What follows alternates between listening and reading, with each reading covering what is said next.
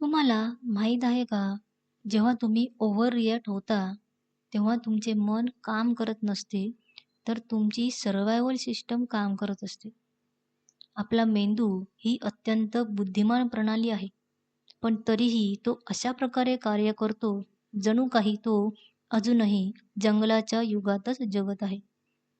Thibaut म्युरिस यांचे master your emotions हे पुस्तक आपल्याला महत्त्वाचा संदेश देतो.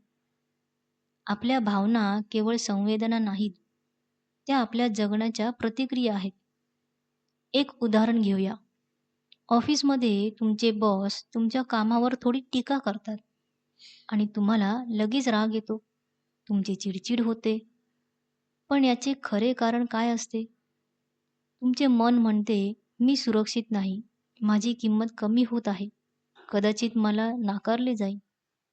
आणि मग यामुळे राग, चिंता, अतिविचार या गोष्टी सुरू होतात.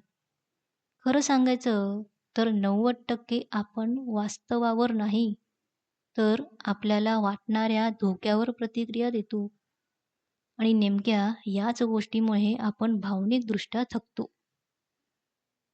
पुढच्या वेळी जेव्हा तुम्हाला एखादी तीव्र भावना जाणवेल, तेव्हा क्षणभर थांबा आणि स्वतःला विचारा, हा खरोखरच काही धोका आहे का?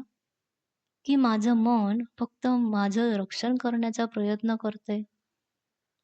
केवळ हा एक प्रश्न तुमच्या भावनिक नियंत्रणाची पातळी पूर्णपणे बदलू शकतो. भावना ही काही शत्रू नाही, पण अनियंत्रित भावना म्हणजे स्वतःच स्वतःचं नुकसान करून घेणं होय.